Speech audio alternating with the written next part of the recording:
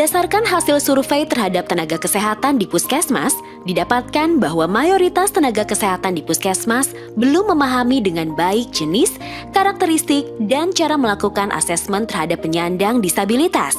Menurut Undang-Undang Nomor 8 Tahun 2016, penyandang disabilitas merupakan setiap orang yang mengalami keterbatasan fisik, intelektual, mental, dan atau sensorik dalam jangka waktu yang lama yang dalam berinteraksi dengan lingkungan dapat mengalami hambatan dan kesulitan untuk berpartisipasi secara penuh dan efektif dengan warga negara lainnya berdasarkan kesamaan hak. Berikut ragam disabilitas berdasarkan Undang-Undang Nomor 8 Tahun 2016 tentang penyandang disabilitas. Disabilitas fisik mencakup berbagai kondisi yang mempengaruhi fungsi fisik tubuh seperti gerakan atau mobilitas. Disabilitas fisik adalah terganggunya fungsi gerak, antara lain amputasi, lumpuh layu atau kaku, paraplegi, cerebral palsy atau CP, akibat stroke, akibat kusta, dan orang kecil. Individu dengan disabilitas fisik mungkin menggunakan kursi roda, alat bantu berjalan, atau perangkat lainnya untuk membantu mereka bergerak. Disabilitas intelektual melibatkan penurunan fungsi kognitif seperti kemampuan belajar, pemahaman, dan penalaran.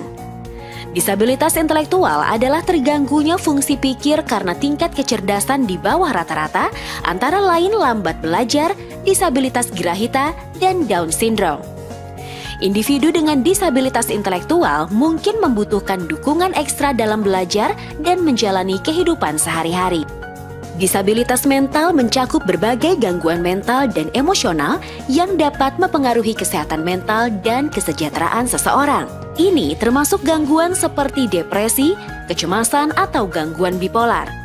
Disabilitas mental adalah terganggunya fungsi pikir, emosi, dan perilaku, antara lain A. Psikososial diantaranya skizofrenia, bipolar, depresi, ansietas, dan gangguan kepribadian. Dan B. Disabilitas perkembangan yang berpengaruh pada kemampuan interaksi sosial diantaranya autis dan hiperaktif. Disabilitas sensorik adalah individu yang mengalami keterbatasan pada fungsi alat indera seperti penglihatan dan pendengaran. Hal tersebut biasanya disebabkan oleh faktor genetik atau usia, kecelakaan atau cedera, dan kesehatan atau penyakit serius. Disabilitas sensorik terdiri dari disabilitas pendengaran dan atau disabilitas penglihatan. Disabilitas sensorik adalah terganggunya salah satu fungsi dari panca indera, antara lain disabilitas netra, disabilitas rungu, dan atau disabilitas wicara. Selain keempat ragam disabilitas yang disebutkan, disabilitas bisa mempunyai dua atau lebih ragam disabilitas, antara lain disabilitas rungu wicara dan disabilitas netra tuli. Di berbagai penjuru negeri, puskesmas adalah tempat pertama yang akan didatangi saat membutuhkan pelayanan kesehatan. Karena itu, perlu dipastikan puskesmas yang aksesibel, inklusif, dan ramah disabilitas adalah sebuah keharusan.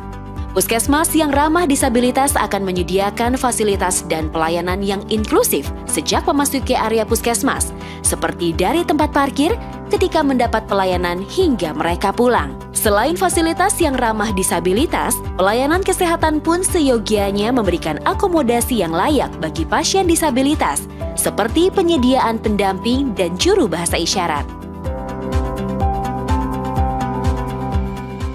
Selain fasilitas dan sarana-prasarana, kemampuan komunikasi dan interaksi tenaga pendukung dan tenaga kesehatan di puskesmas menjadi hal yang penting agar pelayanan yang inklusif dan berkeadilan dapat tersedia di puskesmas.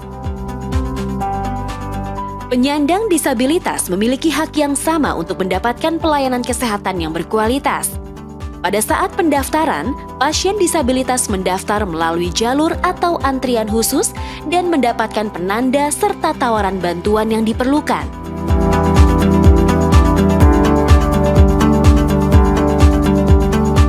Pada saat pemanggilan nomor antrian, perlu diperhatikan agar tampilan pada layar dan posisi layar terlihat dengan jelas.